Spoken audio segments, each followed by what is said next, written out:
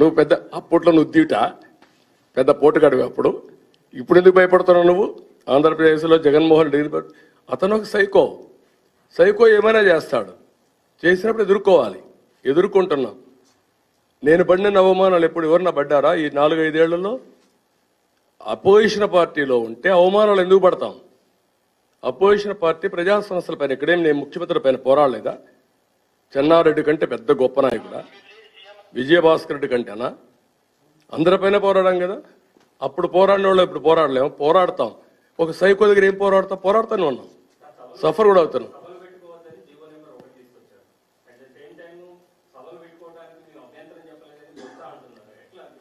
అంటే ఎవరు చెప్పలేదు, అదే నేను చెప్పేది. మాకు నేను పోతే కాన్స్టిట్యున్సీగా రాకూడదని మాట్లాడారు. చూడవయ్యా నీ జీవో అంటే డిఎస్పీ పారిపోయాడు. వాడు ఉద్దేశం నన్ను బ్యాక్ పంపించేయాలి. నేను నిలబడుకున్నాను. ఏ జీవో చెప్పింది, ఏ చట్టం చెప్పింది సమాధానం చెప్పని అడిగాను. పోలీసులా మీరు టెర్రరిస్టులా? చట్టం ప్రకారం పనిచేస్తారా, సైకో చెప్పి పనిచేస్తారా అని గట్టిగా నిలదీశాం. నిలదీసిన తర్వాత సమాధానం చెప్పలేదు. సమాధానం చెప్పకుండా ఆయన అంటాడు, ఇప్పుడు మేము మీటింగ్లు పెట్టుకోకూడదన్నారు. నాకు 3 రోజులు మైక్ ఇవ్వాల, హ్యాండ్ మైకే వాడా. తర్వాత మీరు ఒకసారి చూస్తే నేను నిరసన కింద అక్కడ కూర్చొని నిరసన కూడా తెలియజేశా. కడాన వ్యాన్ ఎక్కి మాట్లాడా. మీరేమంటున్నాడు అతను? ఆ బొచ్చ ఏం మాట్లాడుతాడు ఆయనకి అర్థం కాదు. ఆయన ఏం మాట్లాడుతున్నాడు ఇప్పుడు?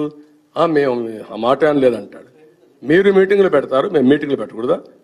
ఎందుకు ఇవ్వరండి పర్మిషన్? రేపు పవన్ కళ్యాణ్ గారు వెళ్తున్నారు అక్కడికి హెచ్చర్లో. ఎందుకు ఇవ్వరు? సమాధానం చెప్పండి మీరు. అంటే సినిమా వాళ్ళు కూడా సినిమా ఫంక్షన్స్ పెట్టడానికి ఇవ్వరంట. మేము ప్రైవేట్ స్థలాలు చూసుకోవాలంట. ప్రభుత్వం వీళ్ళ జాగీరు, వీళ్ళ తాత సొత్తు. ఎందుకంటే గ్రౌండ్స్ ఉన్నాయి. ఇక్కడ పేరెడ్ గ్రౌండ్ ఉంది, నిజాం గ్రౌండ్ ఉంది. అన్ని రాజకీయ పార్టీలకు ఇస్తున్నారా లేదా? అక్కడ ఎందుకు ఇవ్వరు మీరు? ఎవడిచ్చాడు మీకు అథారిటీ? దాన్ని మీరు అర్థం చేసుకోవాలి. ఫస్ట్ ఆఫ్ ఆల్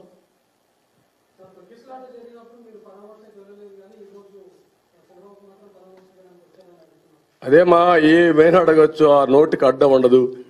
నేను ఒక్కరోజంతా ఉన్నా, ఇంటింటికి తిరిగా, హైయెస్ట్ ఆర్థిక సహాయం చేశాం. కార్యకర్తలు కానీ ప్రజలంతా ముందుకు వచ్చి మాట్లాడడానికి ఏమైనా మాట్లాడచ్చు. ఆయన నేను విశాఖపట్నం, నువ్వు ఎందుకు విశాఖపట్నం పోలేదని నేనేం సమాధానం చెప్తాను? ఆయన అక్కడిని తిరిగి పంపించారు. నువ్వు విశాఖపట్నం పోకుండా విజయవాడ కొందుకు వచ్చి పరామర్శించావంటే దానికి సమాధానం ఏముంది?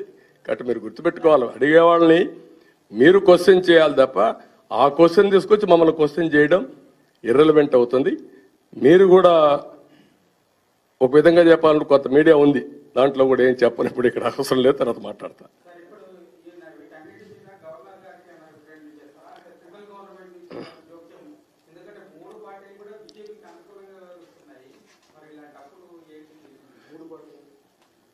వైఎస్ఆర్ కాంగ్రెస్ కూడా ఆయన ఉద్దేశం.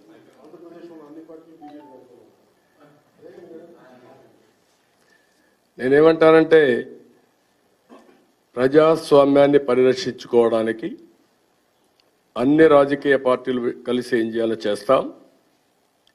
అవసరం అనుకున్నప్పుడు కేంద్రం దృష్టికి కూడా తీసుకెళ్తాం. రాజ్యాంగాన్ని పరిరక్షించాల్సింది గవర్నర్, అదే మరి రాజ్యాంగాన్ని అమలు చేయాల్సింది ప్రెసిడెంట్ ఆఫ్ ఇండియా. రాష్ట్రం ఇలాంటివి చేసినప్పుడు, లా అండ్ ఆర్డర్ కానీ ఇంకొక సమస్య వచ్చినప్పుడు కేంద్రం కూడా జోక్యం చేసుకునే హక్కు ఉంది. వాళ్ళు కూడా దీన్ని నియంత్రణ చేయాల్సిన అవసరం ఉంది.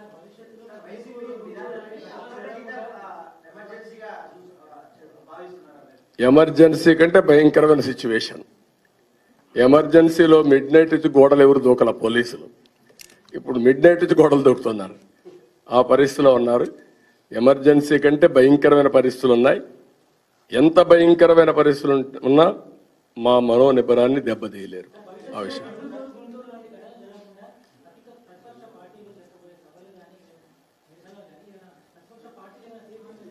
అవునయ్యా, ఇనయ్యా, ఇను. నువ్వు ఇక్కడ ఉన్నావు, ఒక సెలబ్రిటీ వస్తాడు, మనుషులు వస్తారు. సెలబ్రిటీ మనుషులు తీసుకుపోవాలన్నా కంట్రోల్ చేయడానికి ఎవరి డ్యూటీ అది? Law and order enforcement. నేను ముఖ్యమంత్రిగా 14 ఏళ్ళు పనిచేశా. ఫండమెంటల్గా మీకు అర్థం కాకుండా మీరు అడిగితే క్వశ్చన్. అందుకే వాళ్ళు మీలాంటి వాళ్ళు ఉన్నంత వరకు అలాంటి వాళ్ళు ఆటలు సాగుతాయి.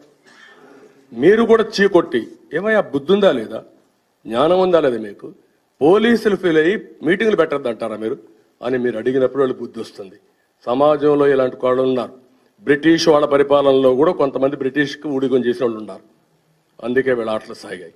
ప్రజాస్వామ్యాన్ని పరిరక్షించుకోవడం నా ఒక్కడ బాధ్యత కాదు, పవన్ కళ్యాణ్ గారి ఒక్క బాధ్యత కాదు. అందరం సమీకృతం కావాలి, అందరం అడగాలి. రేసు కుక్కల మారిగా మీరు మహాడకపోతే, మీరు అటు ఇటు తాళాలేస్తే ప్రజాస్వామ్యాన్ని కాపాడలేం. ఒకరిద్దరు ఉంటారు నాకు తెలుసు, మీకు కూడా ఫిట్టింగ్ రిప్లై ఒకటే.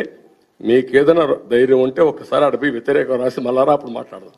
మీరు గుర్తుపెట్టుకోవాల్సింది ఈరోజు మెయిన్ కన్సర్న్ ప్రజాస్వామ్యం ఉంటే, లేకపోతే రాజకీయ పార్టీలు వాళ్ళ కార్యక్రమాలు సుజావుగా చేసుకుంటే అప్పుడు తర్వాత ఎన్నికలు పొత్తులు ఏం చేయబోతాం అవన్నీ మాట్లాడతాం. కనీసం ప్రజాస్వామ్యమే లేకుండా చేయాలని ఒక నియంత పోకడలో పెట్టి, మామూలుగా బ్రిటిష్ వాళ్ళు కూడా ఇవి చేసి ఉంటారు, వాళ్ళు కూడా కొంచెం భయపడి ఉంటారు ప్రజాభిప్రాయానికి. వీళ్ళు ఇష్ట ప్రకారం ఇక్కడ ఆంధ్రప్రదేశ్ చేసినప్పుడు తప్పకుండా మొదటి ప్రాధాన్యత అన్ని రాజకీయ పార్టీలు ప్రజా సంఘాలు కలిసి అక్కడ ప్రజాస్వామ్యాన్ని కాపాడుకోవాలి. పత్రికా స్వేచ్ఛ కానీ మీరు ఇన్ని మాట్లాడుతున్నారు మమ్మల్ని గురించి, మీరేం చేశారు? మీడియా 2930 జీవో తీసుకొస్తే ప్రొటెస్ట్ చేశారా మీరంతా? అడుగుతున్న మీడియా వాళ్ళందరినీ. నేను అపోజిషన్ లీడర్గా ఉంటే రాజశేఖర్ రెడ్డి మీడియా వాచ్ తెచ్చాడు. ఇక్కడ కొంతమంది సీనియర్స్ ఉంటారు, అప్పట్లో మీడియా వాచ్ తెస్తే నేను దాన్ని టేకప్ చేస్తే తెల్లవారే కొందుకు మీరందరూ ఓటయ్యారు. అసెంబ్లీ కొద్ది తోక జాడించి ఆ రోజు రాజశేఖర రెడ్డి జీవోని లేదన్నాడు. నేను ఛాలెంజ్ చేశాను, ఈ ఫైల్ పెట్టి ముందన్నా. నేను చెప్తున్నా కదా, నా మాట నమ్మండి, ఫైల్ ఎందుకు, నేను అమలే చేయను కదా, లేని లేదు కదా అని మనం పోరాడి అడ్డు పెట్టామా? 2930 జీవో తెస్తే ఒక్క మీడియా ముందుకు వచ్చారే? మమ్మల్ని కోసం పెడతారు మీరు? మిమ్మల్ని మీరు కాపాడుకోలేకపోయారు. మీడియా మెడ మీద కత్తి పెట్టారు. మీ కరెస్పాండెంట్ తీసుకుపోయి ఆ జీవో చూపించి పోలీస్ స్టేషన్లో ఇంట్రాగరేషన్ చేస్తున్నారు. మీడియా స్వేచ్ఛ కూడా లేదు అక్కడ. కోర్టుల మీద సోషల్ మీడియాలో పోస్టింగ్స్ పెడితే కడాన బాధ భరించలేక జడ్జెస్ సోమోటో ఆ కేసు తీసుకొని సిబిఐకి రెఫర్ చేసి వాళ్ళు ఎంక్వైరీ చేసుకునే పరిస్థితికి వచ్చారు. అలాంటి పరిస్థితులు రాజకీయ పార్టీలు మేమందరం కలిసి పోరాడతామంటే మీరు డైవర్ట్ చేయడానికి క్వశ్చన్స్ అడుగుతారు. మీరు కూడా బీ క్లియర్. మనందరం ఏంటంటే, మీరు రాసే స్వేచ్ఛ మీకుండి, తిరిగే స్వేచ్ఛ మాకుండి, ప్రజలకు ఎడ్యుకేట్ చేస్తే నిర్ణయం వాళ్ళది. రాజకీయ పార్టీలు పొత్తు పెట్టుకునేది ఎన్నికల సమయంలో చాలా పార్టీలతో పెట్టుకున్నాం. తెలుగుదేశం టీఆర్ఎస్ పొత్తు పెట్టుకున్నాం 2009లో. కాదంటారా మీరు? 14 డిఫర్ అయ్యాం. వేరియస్ కాంబినేషన్స్ అవన్నీ ఉంటాయి, అది కాదు ఇష్యూ. ఒక రాజకీయ పార్టీని అవహేళన చేయడం, ఒక రాజకీయ పార్టీ నేతల్ని వ్యక్తిగత దోషంలో క్యారెక్టర్ అసాసినేషన్ చేయడం, ఏదో వీళ్ళకి పెద్ద క్యారెక్టర్ ఉన్నట్టు. ఎవరండి వీళ్ళంతా? వారు చెప్పినట్టు ఏం మాట్లాడతారు? నోరుంది, అసెంబ్లీలో తిడతాం, మీ ఫ్యామిలీ మెంబర్స్ని తిడతాం, నువ్వు బాధపడు. నా లైఫ్లో మీరే చూశారు, ఇక్కడ అసెంబ్లీలో రాజశేఖర్ రెడ్డి నేను లేస్తే కూర్చునేవాడు. అది గౌరవం. నేను ముఖ్యమంత్రిగా ఆయన కంటే ముందు 9 ఏళ్ళు ఉన్నా. తర్వాత ఆయన ముఖ్యమంత్రి అయ్యాడు. నేను ముఖ్యమంత్రిగా కూడా ఆయన అపోజిషన్ లీడర్గా ఉన్నాడు ఒక టర్మ్. ఆ రోజు ఆయన ఏదైనా గట్టిగా ఫైట్ చేస్తే నేను ఆ యొక్క స్పేస్ ఇచ్చా. నేను అదే మరి లేస్తే ఆయన స్పేస్ ఇచ్చాడు. అది ప్రజాస్వామ్య విధానం. అట్లా కాకుండా వన్ సైడ్గా కొడతా, సినిమా వాళ్ళు బెదిరిస్తా, హీరోస్ని బెదిరిస్తా, పత్రిక వాళ్ళు బెదిరిస్తా, రాజకీయ పార్టీలు బెదిరిస్తా, జ్యుడిషియల్ బెదిరిస్తా, ఇది ఎక్కడిది?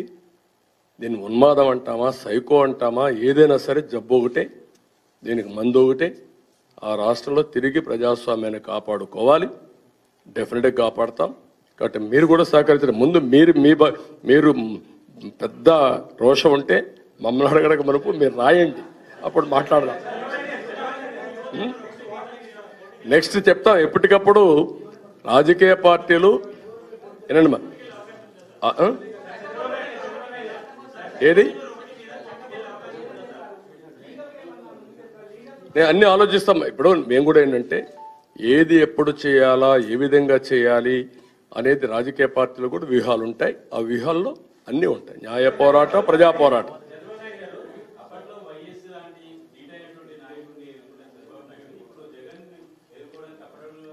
తప్పడలు కాదయ్యా, నువ్వు చదివాడు, నువ్వెందుకు ఎదుర్కోలేకపోయావు?